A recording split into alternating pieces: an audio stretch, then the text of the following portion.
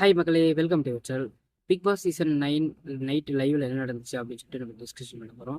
அதேமாதிரி ஓட்டிங்கில் யார் முன்னாடி இருக்காங்க, யார் பின்னாடி இருக்காங்க, யார் இந்த வாரம் வந்து வெளியே போகிறதுக்கு வாய்ப்புகள் அதிகமாக இருக்குது அப்படின்றதையும் நம்ம டிஸ்கஷன் பண்ண போகிறோம். அதை பார்க்கறதுக்கு முன்னாடி நம்ம சேனல் ஏதாவது புதுசாக பார்த்தீங்கன்னா மறக்காம இந்த வீடியோ ஒரே ஒரு லைக்கை தெரிவிட்டுருங்க. சப்ஸ்கிரைப் பண்ணாமல் தான் சப்ஸ்கிரைப் பண்ணிட்டு பார்த்துட்டு பெல்லைக்கான இருக்கும், அதெல்லாம் பிடிச்சிங்க. அதாவது நைட்டு வந்து பார்த்தீங்கன்னா ரம்யா வந்து டபுள் கேம் ஆடுறாங்க அப்படின்னு சொல்லிட்டு நம்மளுக்கு மட்டும்தான் தெரியும். அப்படி இருக்கிற நிலைமையில ஒரு பக்கம் ஆர்ஆர்ஆவை வந்து பார்த்தீங்கன்னா கண்டுபிடிச்சிட்டாங்க. கண்டுபிடிச்சிட்டு விவசாயிகிட்ட சொல்லிட்டு அழுதுகிட்டு இருக்காங்க. அவங்க எப்படி தான் சொல்றாங்கன்னு தெரியல. கனியை வந்து அம்மான்னு சொல்றாங்க. அப்புறம் அங்க இருக்கிற பாதி பேர் வந்து அண்ணான்னு சொல்லிட்டு இருக்காங்க.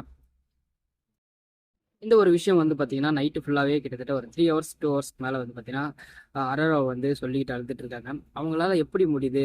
அண்ணான்றாங்க, அம்மான்றாங்க, கனியெல்லாம் அம்மான்னு சொல்லிட்டு இருக்காங்க. அவங்க ஏன் டபுள் கேம் ஆடிட்டு இருக்குன்னு தெரியல. அப்புறம் எதுக்கு மறுபடியும் வந்து பார்த்தீங்கன்னா ஏதாவது சண்டைன்னு வரும்போது போட்டு தான் உடைக்க போறாங்க. அப்பதான் நமக்கு தெரிய போகுது அப்படின்னு சொல்லிட்டு ஒரு பக்கம் ஃபீல் பண்ணி சொல்லிட்டு இருக்காங்க. இந்த விஷயம் வந்து மக்களுக்கு எல்லாருக்குமே தெரியும். ஏன்னா லைவ் பார்த்துட்டு இருக்கவங்களுக்கு தெரியும். ஆனா இவங்களுக்கு இப்பதான் வந்து அரரோ வந்து கண்டுபிடிச்சிருக்காங்க. ரம்யா ஜோவை பத்தி இனிமே ஒவ்வொரு விஷயமும் அவங்க புட்டு புட்டு வைக்க போறாங்க. அதுக்கப்புறமா இன்னொரு விஷயம் அப்படின்னு பார்த்தீங்கன்னா ஓட்டிங்கில் யார் முன்னாடி இருக்காங்க அப்படின்ற ஒரு விஷயம் தான். அதாவது ஃபர்ஸ்ட் பிளேஸ் யார் அப்படின்னு பார்த்தீங்கன்னா சபரி தான் இருக்காரு. 2வது பிளேஸ் யார் இருக்காங்க அப்படின்னு பார்த்தீங்கன்னா திவாகர், டாக்டர் திவாகர் இருக்காரு.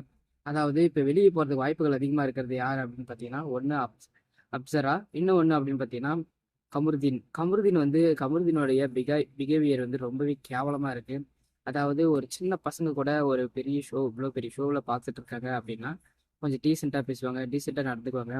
ஆனால் அந்த மனுஷனுக்கு வந்து மகாநதி சீரியலில் நல்ல பேரோட உள்ளே போயிருக்காரு அப்படின்னு நினச்சா இந்த கேவலமான ஒரு பேரில் பார்த்தீங்கன்னா இப்போ வெளியே வர போறாருன்னு நான் நினைக்கிறேன். ஏன்னா அந்த அளவுக்கு அவருடைய பேர் வந்து நெகட்டிவாக தான் போயிட்டு இருக்கு.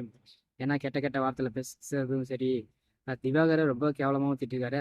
திவாகர் வந்து பைத்தியம் அப்படின்ற எல்லாருக்கும் தெரிஞ்சாலும் அவர் ஓரளவுக்கு ஓகே அப்படின்ற மாதிரி தான் போயிட்டு இருக்கு. ஆனால் இந்த இடத்துல ரொம்பவே கேவலமாக போயிட்டு இருக்க ஒரே விஷயம் யார் அப்படின்னு பார்த்தீங்கன்னா கமருதீன் தான். கமருதீன்லாம் உள்ள எனக்கு தெரிஞ்சு இன்னும் 2 வீக் கூட இருக்க மாட்டாரா. நேமா இந்த வீக்கே வெளியே வந்துடுவாருன்னு நினைக்கிறேன். கமருதீனுடைய கேம் உங்களுக்கு எப்படி இருக்கு? நல்லா இருக்கா, நல்லா இல்லையா? என்னை பொறுத்த வரைக்கும் சுத்தமாக பிஹேவியரே சரியில்லைங்க அப்படின்ற மாதிரி தான் எனக்கு தோணுச்சு. ஓகே, நெக்ஸ்ட் ஒரு செம்மையான வீக் பார்ப்போம். மறக்காம சேனல் சப்ஸ்கிரைப் பண்ணி வச்சுக்கோ. அதில் கூட உங்களுக்கு ஆள் படிச்சுக்க. Tata, bye bye.